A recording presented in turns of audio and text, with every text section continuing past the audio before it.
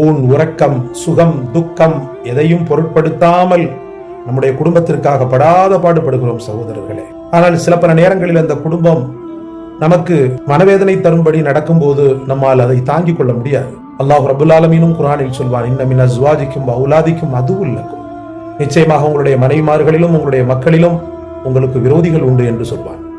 சில நேரத்தில் அவர்கள் எதிர்பார்த்ததை நாம் பூர்த்தி செய்யாத போது எதிர்ப்பை காட்டக்கூடிய விதத்தில் வெறுப்பை காட்டுகின்றனர். அந்த ஒரு நிலைப்பாடு நமக்கு வர வேண்டாம் என்றால் அல்லாஹ்விடத்தில் அதிகம் அதிகம் செய்யக்கூடிய துஆ, ரப்பனா ஹப்லனா மின் அஸ்வாஜினா வ துர்ரியாத்தினா குர்ரத்த அய்னின் வஜஅல்னா லில் முத்தகீன இமாமா.